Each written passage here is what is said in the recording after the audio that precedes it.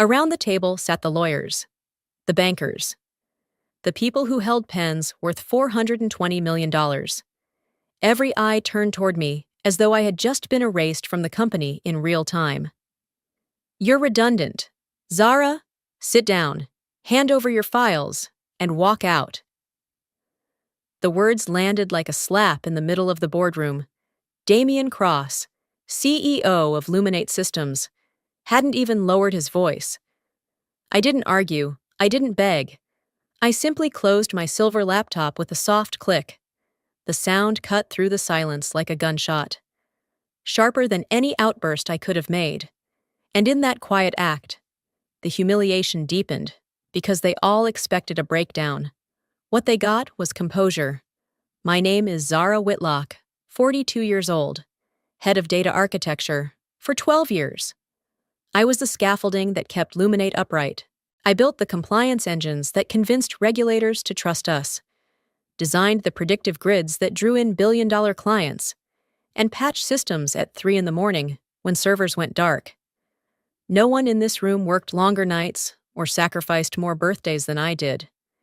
Damien knew that. He also knew he could not understand a single line of the systems I had crafted. But that never mattered to him. He wore designer suits, spoke in polished sound bites, and treated my work like stage props for his investor pitches. He was the actor, I was the stagehand. And today, in front of an audience of financiers, he was cutting the stagehand loose. The contrast couldn't have been sharper. He stood at the head of the table, his watch catching the light, his smile practiced. I sat with shoulders squared, hands still, the years of grind written across my face. He was everything showmanship could buy. I was everything sweat and loyalty had built. The setting made the insult worse. This wasn't a private dismissal. This was during the final negotiation of the buyout, the $420 million deal that should have crowned all my effort. Instead, I was being paraded as expendable, a body to be discarded in order to polish his narrative. As security moved closer, a tension rippled through the room. The bankers whispered, the lawyers frowned, and Damien tapped the table impatiently. They expected me to shout, to fight back, to claw at the dignity he had just stolen. But I didn't. I just looked him in the eye, calm as stone, and shut the laptop. And somehow, that silence unsettled the room more than if I had screamed.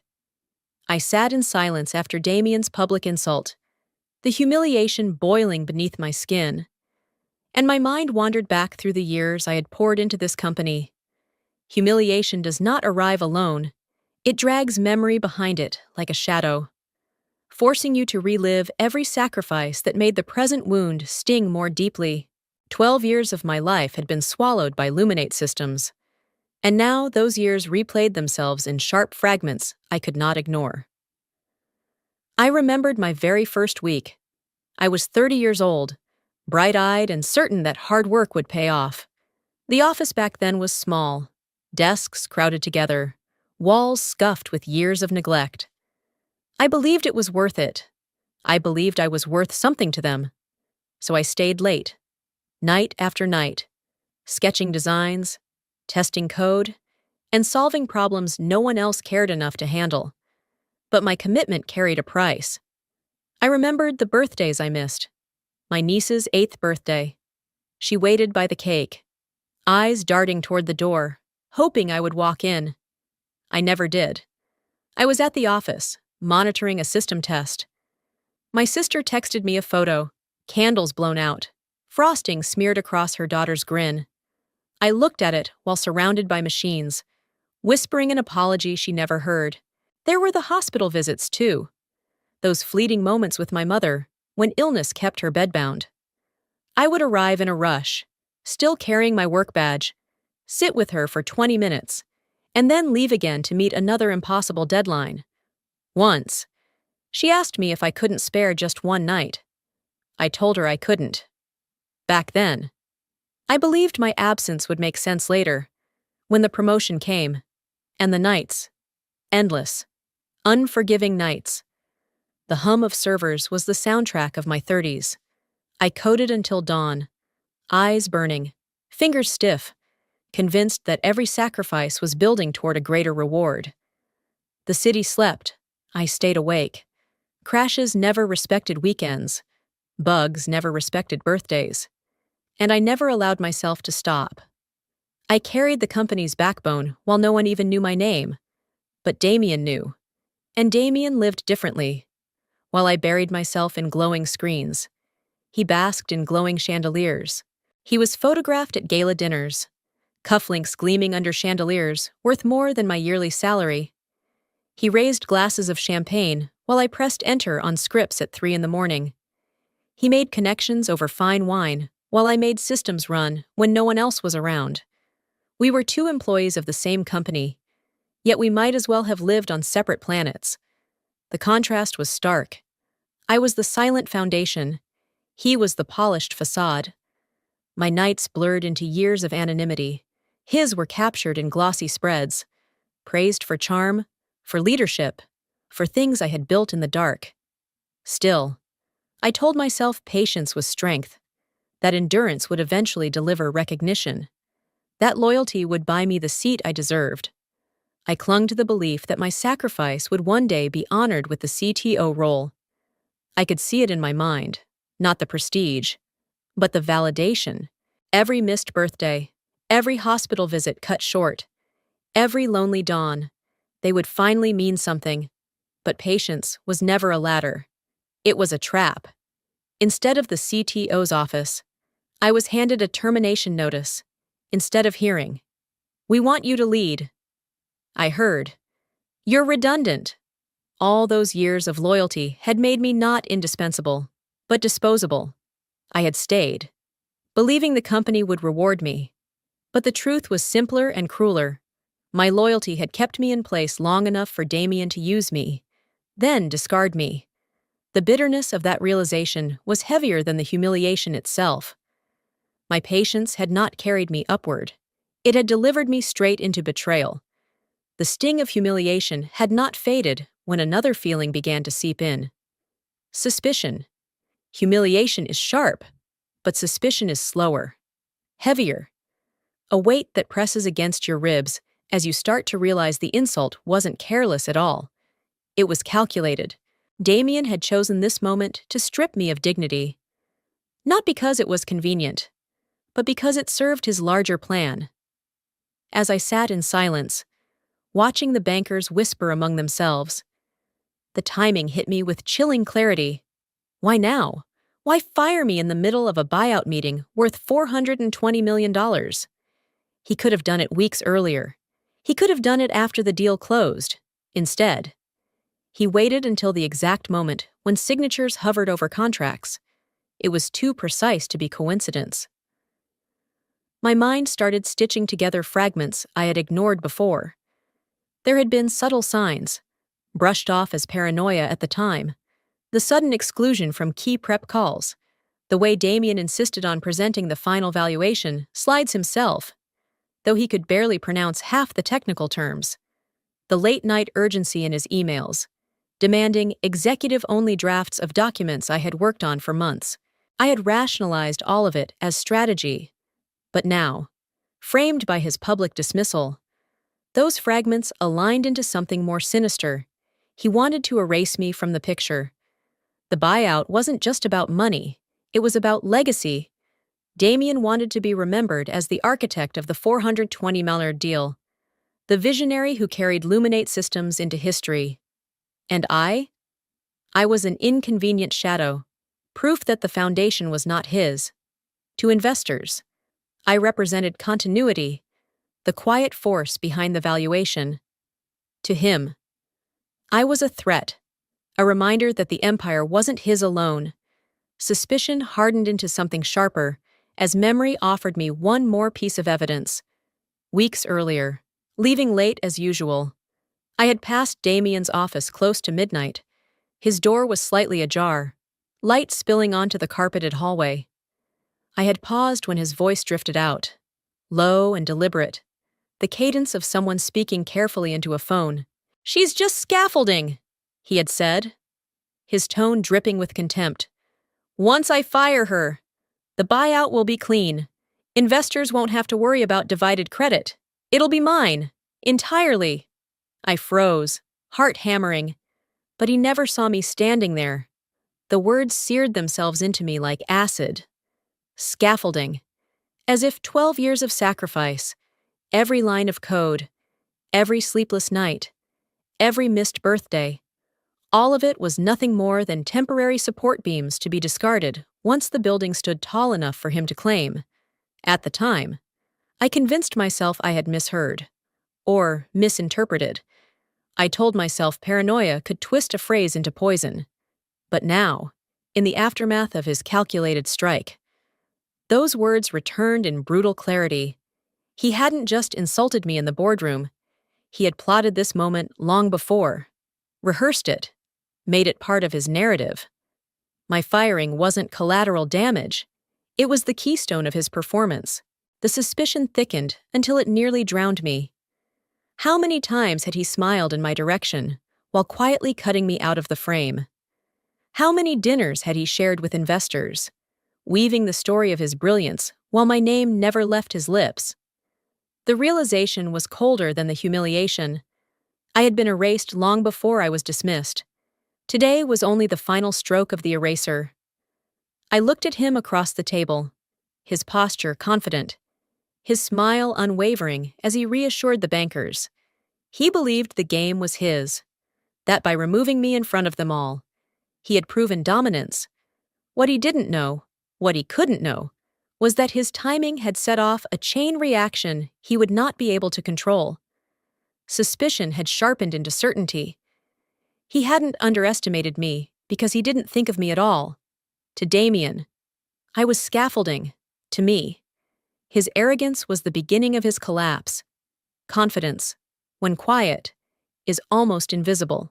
It doesn't shout, it doesn't pound its chest, and it certainly doesn't need the applause of a boardroom. Confidence can sit silently in the corner of humiliation and still know the outcome belongs elsewhere. That was the kind of confidence I carried with me as Damien celebrated what he thought was my erasure. What no one in that polished room understood was that 3 years earlier, I had already prepared for this moment. I didn't call it revenge then. I called it survival. It began after an especially bitter performance review. I had been praised publicly by a client for stabilizing a system that should have collapsed. Yet privately, Damien labeled me non-strategic. That night, I sat at my desk long after the office emptied, staring at the glowing cursor on my screen. I realized that in a company where loyalty was currency, my bank account was nearly worthless.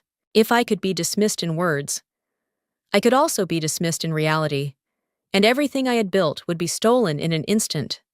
So, I wrote protection into the very language of the system itself. The code was simple in principle, though it took months to perfect.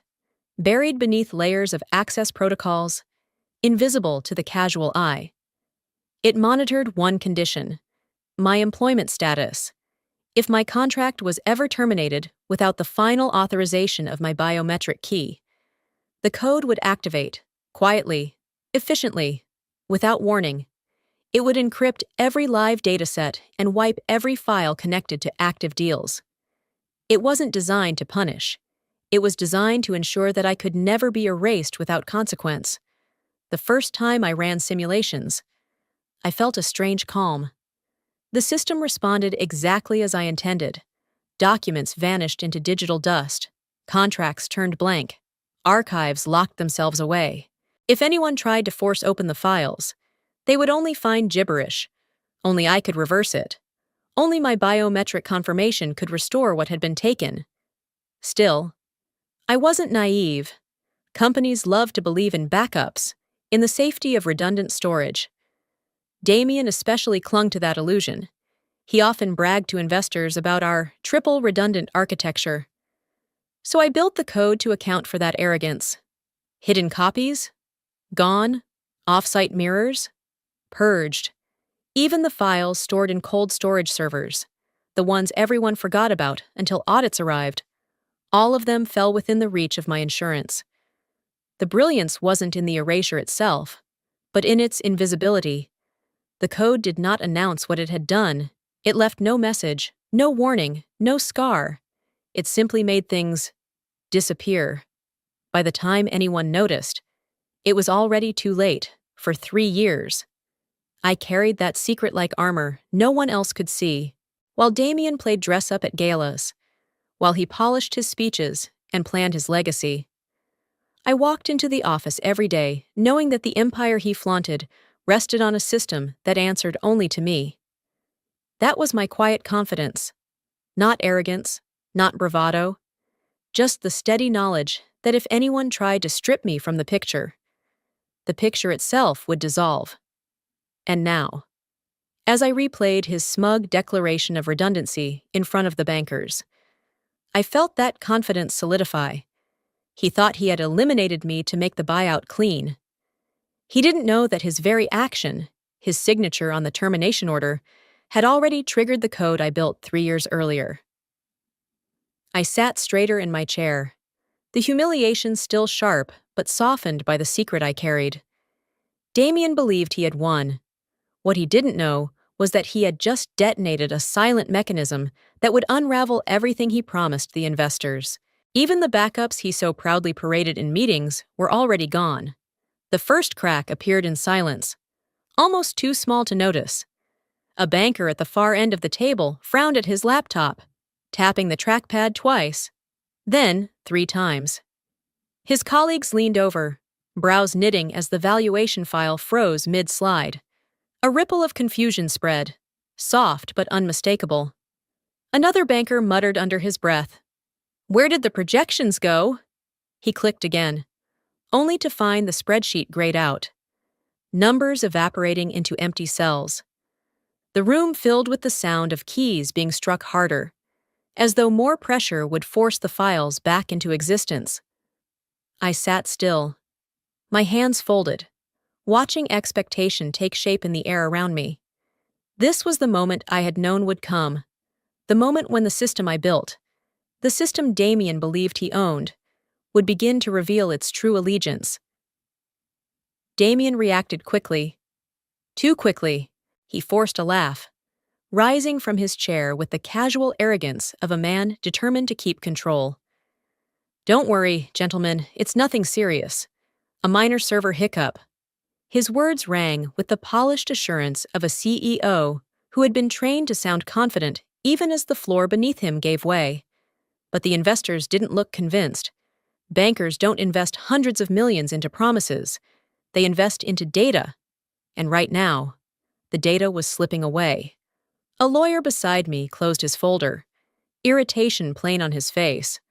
"Server hiccups don't erase live valuation reports," he said flatly. His tone carried the weight of someone used to cutting through pretense. Damien smiled wider, as if the sheer force of his teeth could disguise the crack forming in the narrative. "Our infrastructure is solid, triple redundancy. We'll have everything restored in minutes." It was a line I had heard him use countless times, the same one he recited at conferences and dinners: triple redundancy, untouchable systems. He never realized those words were built on an illusion I had crafted, an illusion I had stripped away the moment his pen hit my termination order. Anticipation hummed in my veins. I didn't move. I didn't speak. I simply waited, because the code was doing the speaking for me. The head of IT slipped into the room then, summoned in haste. His eyes darted between the screens and Damien, his face pale. He bent low, whispering something into Damien's ear. I watched closely, memorizing every flicker of Damien's expression. For the briefest second, his polished mask cracked, his jaw tightened. His eyes widened just enough for me to catch the panic before he forced it back down. "Biometric key," I heard the IT manager say, barely audible. "The system is asking for her biometric key. Without it, nothing can unlock." Damien straightened, waving a hand as if brushing away dust. "Irrelevant. Just a glitch," he snapped. His dismissal was sharp. Too sharp. And though the bankers couldn't hear the whisper, they could see the tension in his movement, the flash of fear behind his denial. My pulse slowed, steady and deliberate. The humiliation from earlier felt distant now, replaced by the rising certainty of anticipation fulfilled. The trap was tightening, and Damien was the only one in the room who knew it. The bankers leaned back in their chairs, their patience thinning. One of them pushed his laptop aside.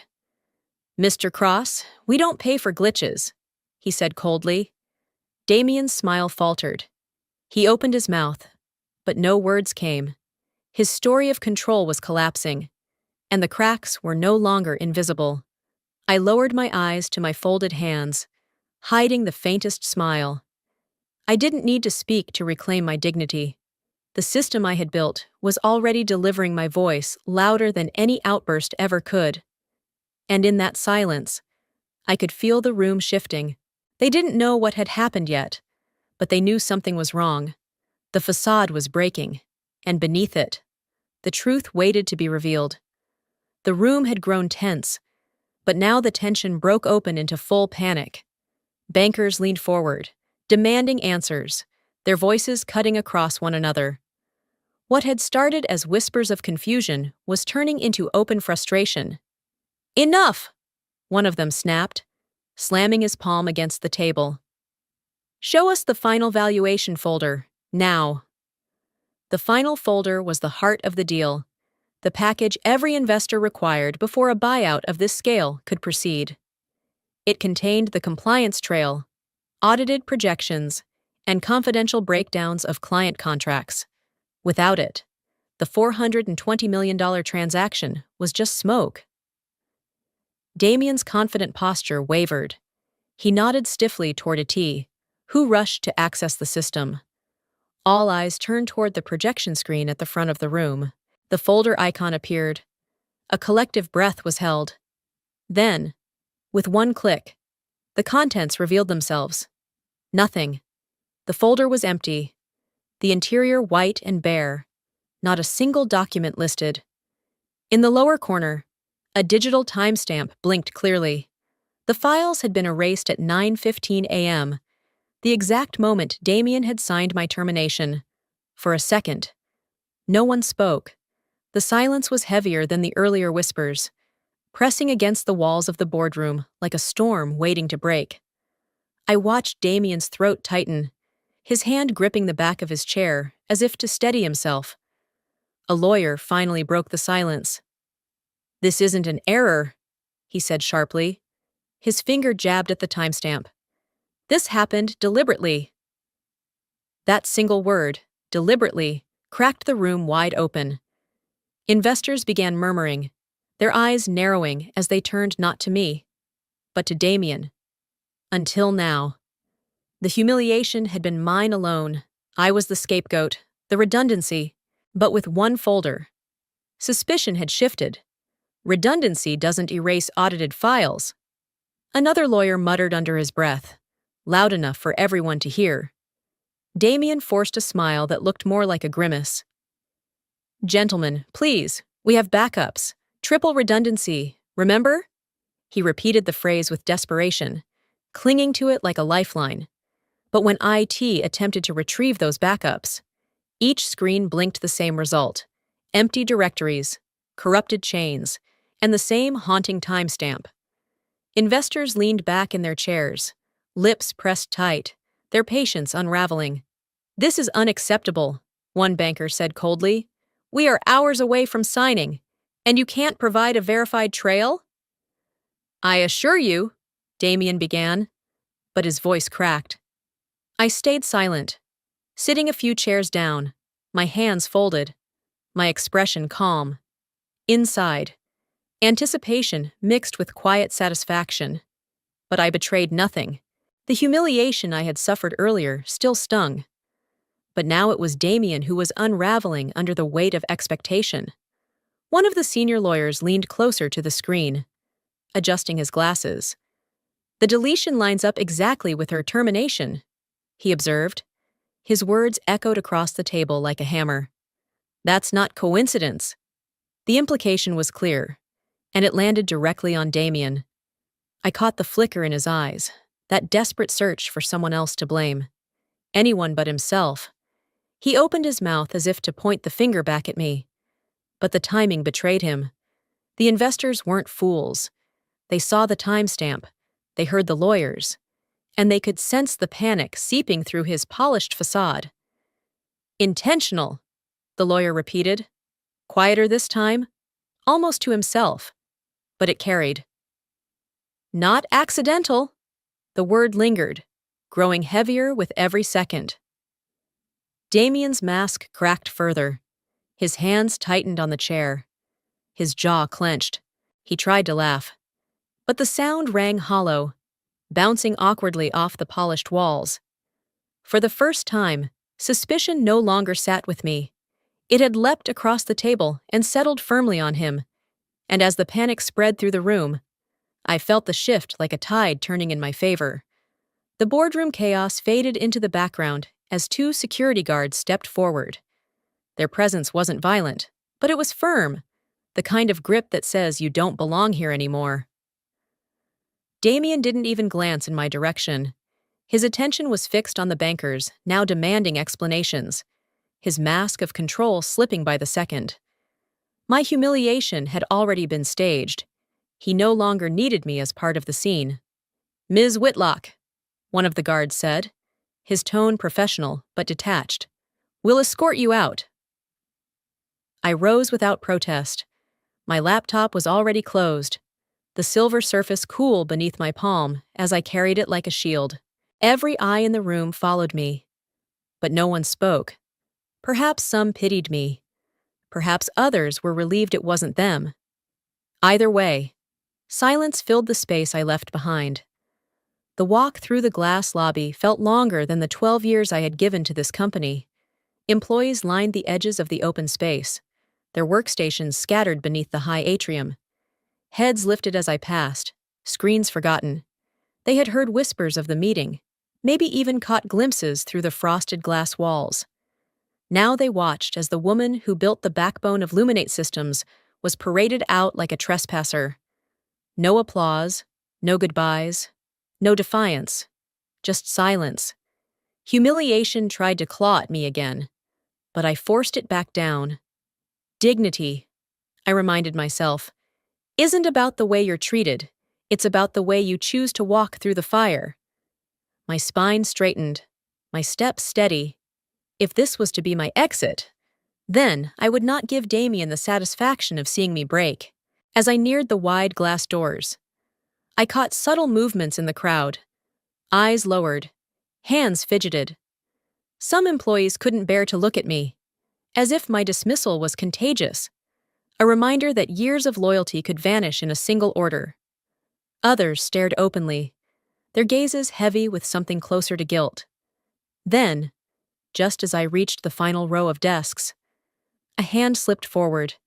A young engineer, barely out of college, still wearing the wide-eyed look of someone who believed in possibility, brushed past me, pressing a folded slip of paper into my hand.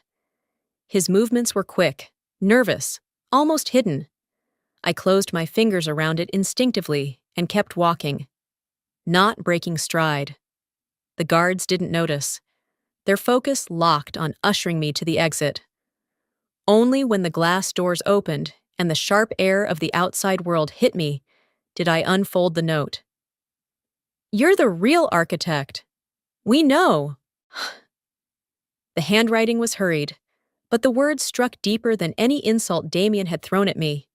For a moment, the weight in my chest lifted. Not everyone had been blinded by Damien's performance. Not everyone had accepted his narrative.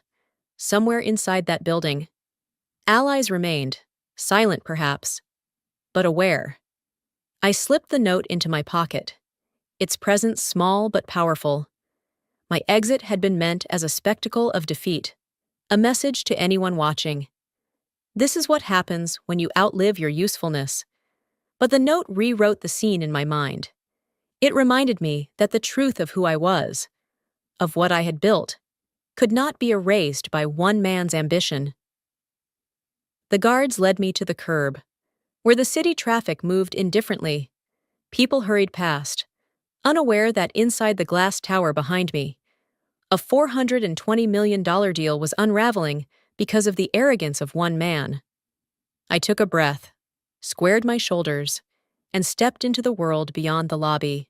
My humiliation had been staged, yes, but my dignity, that remained mine to carry, and the quiet knowledge that others still recognized me as the true architect gave me something Damien could never take. Silent allies. Waiting for the moment his facade collapsed.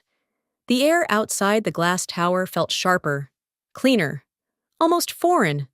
For the first time in 12 years. I was standing on the street without a badge clipped to my blouse, without an agenda of deadlines pressing on my shoulders. I walked until the sting of humiliation dulled into a steady ache, finally slipping into a small cafe on the corner. The place was ordinary, chipped tables, the hiss of an espresso machine, muted jazz playing overhead. Yet in that ordinariness, I found something I hadn't felt in years: distance. I chose a corner table, set my silver laptop in front of me, and ordered nothing more than black coffee. When I opened the newsfeed on my phone, the headline struck me like a jolt of electricity. Luminate buyout paused amid data discrepancies. I read it twice, then a third time, the words settling into my chest with the weight of quiet justice. The deal had been pitched as flawless, airtight, inevitable. Now it was stumbling, its foundation cracking, and I knew exactly why. A photo accompanied the article: Damien, flanked by stiff-faced bankers. His smile strained, his suit rumpled in a way it never had been before. The caption beneath it read, "CEO assures partners that technical issues will be resolved within hours." But I knew better.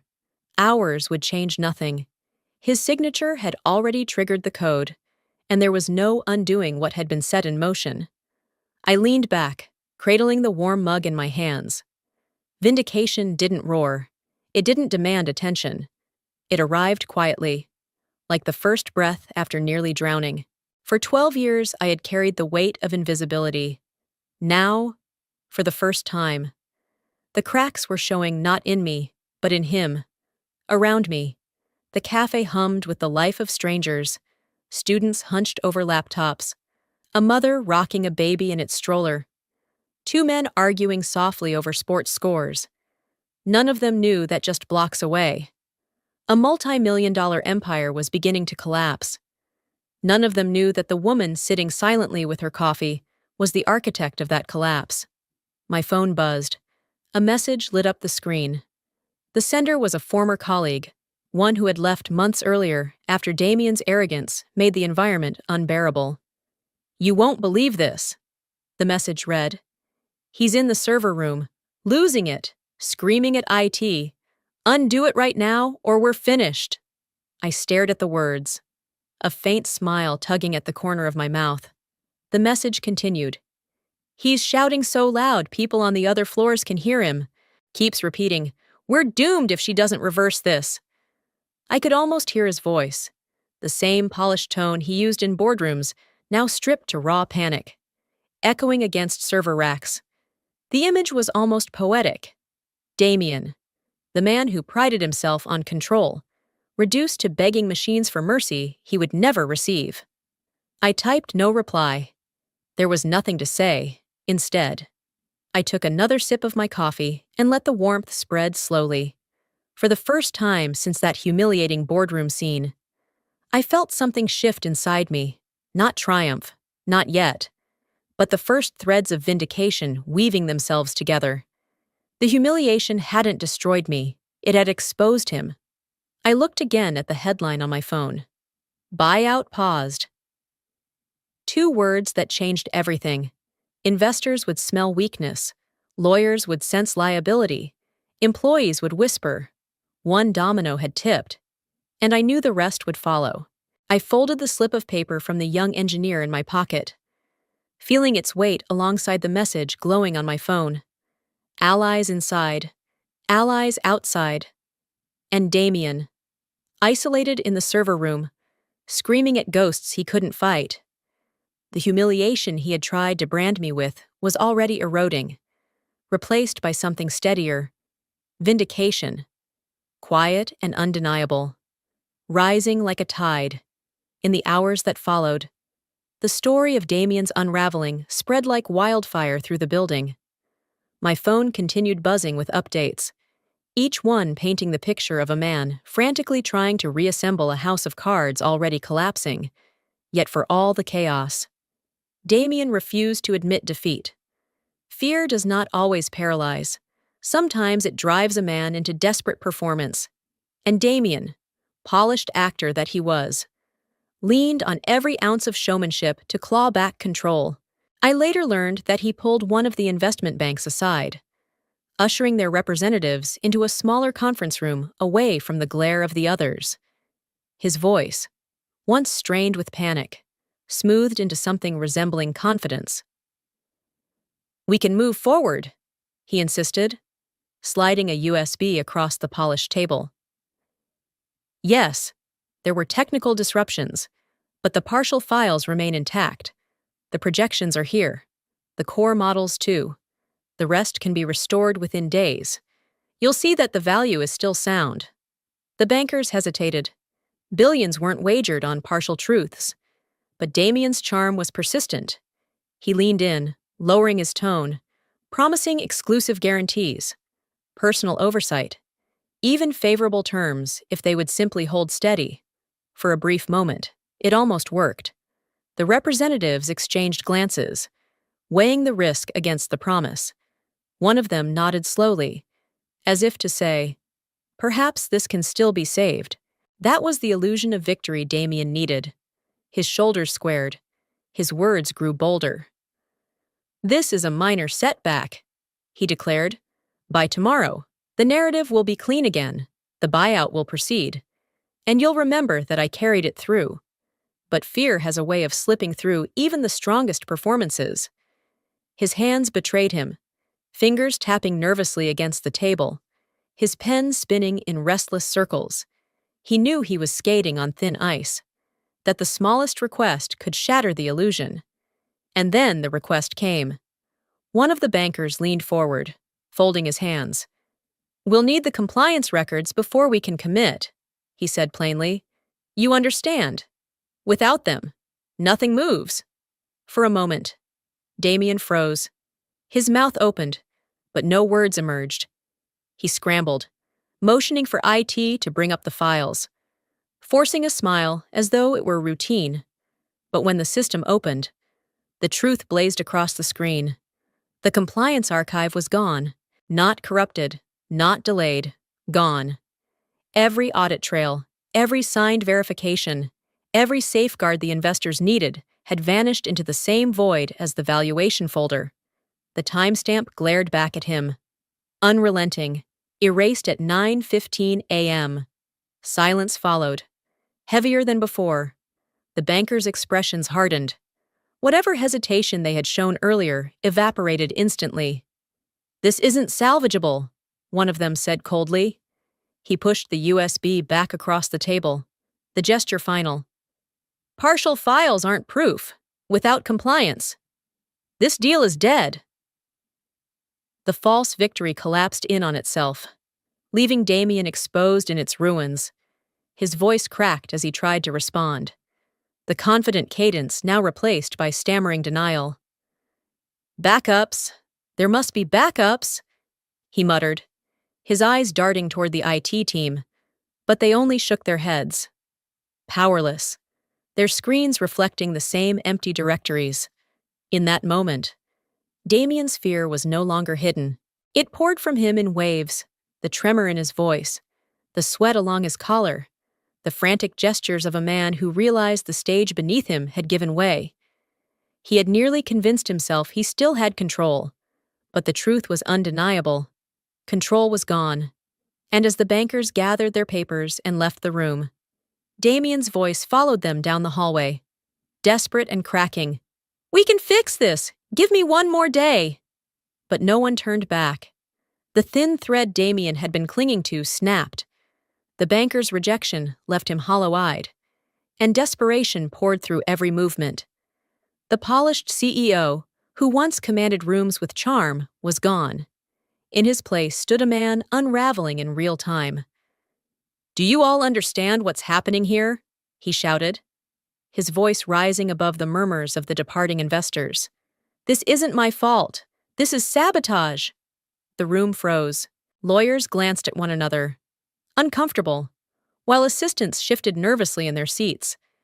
Damien's finger jabbed the air, his voice cracking under the strain. She's behind this, he roared. Zara Whitlock, 12 years in this company, and she never learned loyalty. She's the one who corrupted the files. She planned this to destroy me. I wasn't there to hear it firsthand, but the words reached me soon enough. People inside the building relayed the scene through hurried messages, each update more chaotic than the last. The once calculated executive had abandoned strategy for raw blame. And then came the mistake that sealed his downfall. A journalist had been seated quietly in the back of the room, covering the buyout negotiations for a financial magazine. Until now, Damien had kept his temper hidden from the press, but in his spiral, he forgot the reporter entirely. Every word he spit out, every accusation, was caught on a recorder. He's pacing the room. One message buzzed onto my phone, screaming your name like it's a curse. Everyone's just watching him come apart. For a man who built his career on control, the loss of it was catastrophic. He cursed my name again and again, railing about betrayal, incompetence, even conspiracies.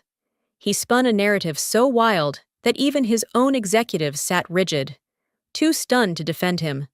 Within hours, the damage left the walls of Luminate Systems. By late afternoon, headlines lit up across my phone screen, bold and merciless. CEO blames former employee for $420 million collapse. Cross unravels, blame game in failed buyout. Damien Cross targets ex-architect amid meltdown. The articles painted the picture in brutal strokes, a desperate executive pointing fingers while investors fled. Journalists dissected his words, noting the irony of a CEO claiming sabotage during the most critical deal of his career. Analysts labeled it reckless. Commentators called it unprofessional. His name, once synonymous with polish and promise, was now tied to chaos. The photographs that accompanied the stories were even worse. Damien's suit rumpled, his face flushed, his hand raised mid-gesture as if clawing at the air. The charm was gone. Only desperation remained. For the first time, the humiliation shifted entirely away from me. The narrative no longer framed Zara Whitlock as the redundant employee shuffled quietly out of the company. Instead, it framed Damien Cross as the unstable leader who lost his composure under pressure. Lashing out at those no longer present to defend themselves, his credibility collapsed faster than the buyout itself. Investors who might have considered second chances withdrew permanently. Employees whispered in hushed tones, some laughing behind closed doors, others stunned into silence. Even those who once admired him began distancing themselves, unwilling to be associated with the spectacle. And I, sitting in the same cafe where I had watched the first domino fall, read every headline with a calmness I hadn't felt in years. I didn't celebrate, not outwardly, but inside. The weight of humiliation that had crushed me that morning lifted piece by piece. The firestorm was no longer mine to carry. It belonged to him. In the span of a single day, Damien Cross had gone from polished visionary to cautionary tale. And the irony was sharper than any blade. The man who wanted a clean legacy had dirtied his own name beyond repair. The headlines kept multiplying, each one cutting deeper into Damien's carefully constructed image.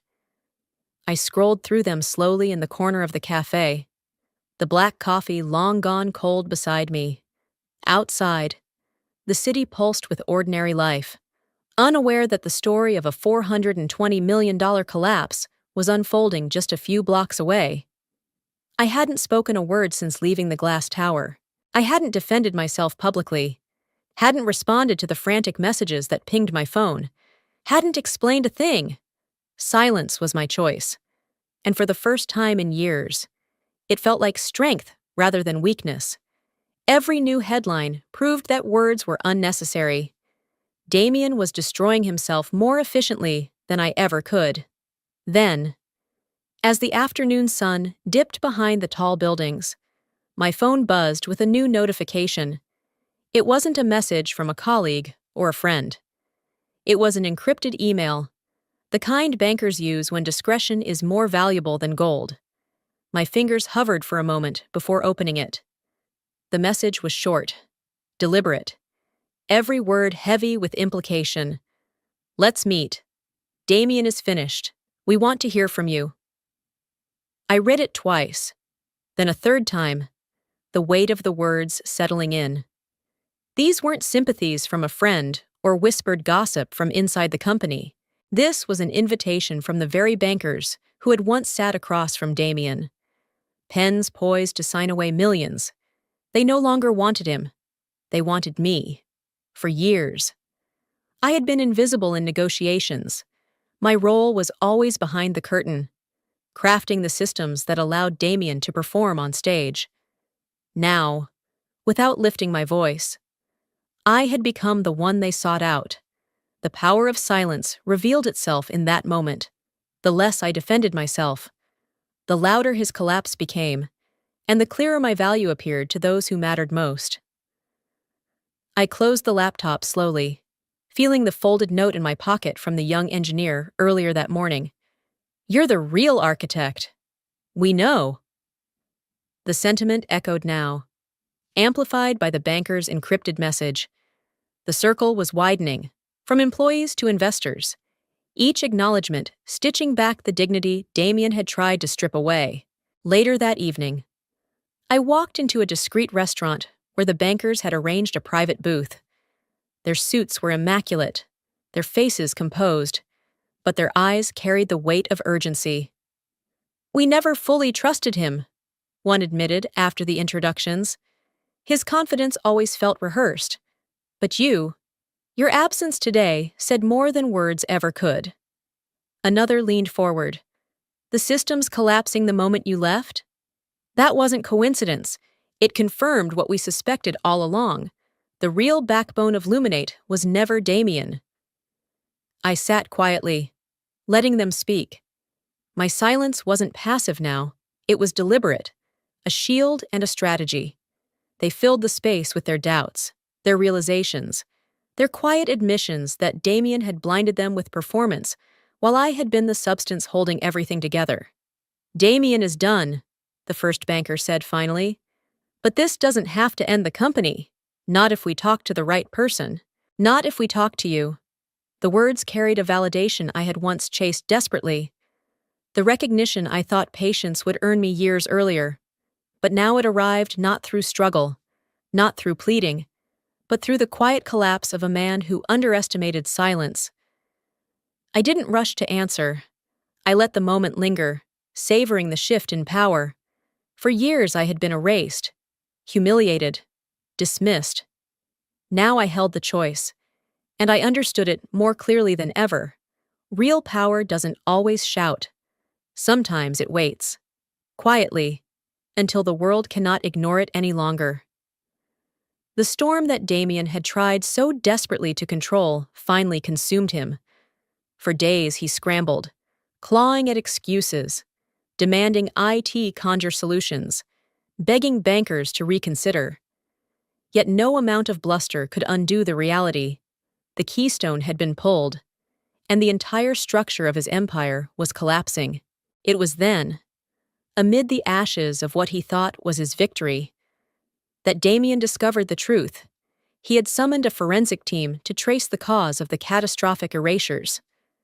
They dug deep, sifting through log files, chasing digital ghosts until one line of code revealed itself with brutal clarity. The trigger hadn't come from sabotage. It hadn't come from external attackers. It had come from within. At 9:15 a.m., the very moment Damien had signed my termination order, the system had executed its hidden clause. The insurance code. My code. His own flourish of a pen had activated the self-destruct sequence he never even knew existed.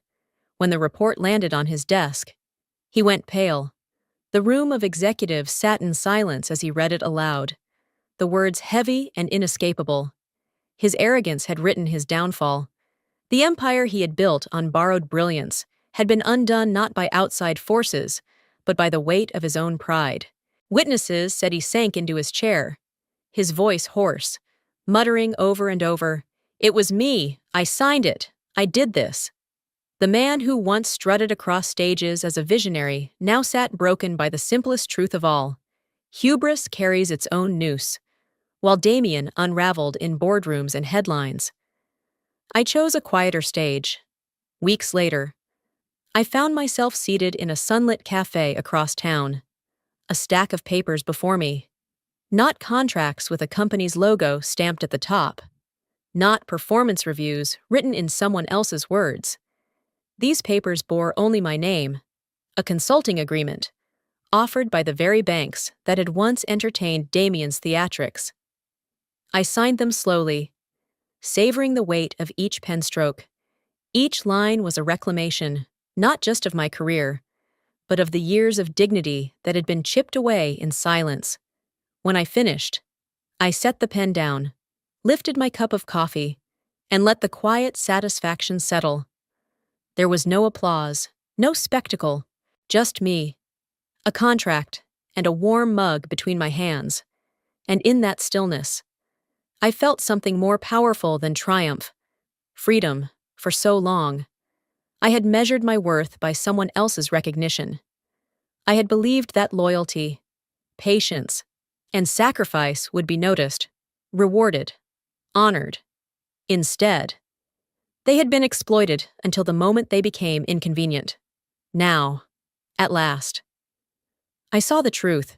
The recognition I had been chasing wasn't theirs to give. It had always been mine to claim. I reached into my bag and pulled out my phone, idly scrolling through old photos. There, buried among snapshots of forgotten moments, was one from my very first day at Luminate.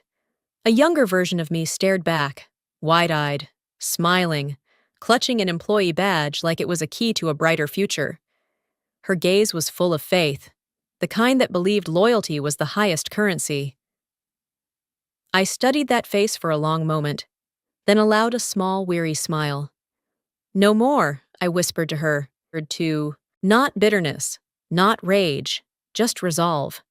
The girl who once believed loyalty would protect her had grown into a woman who understood that dignity cannot be outsourced.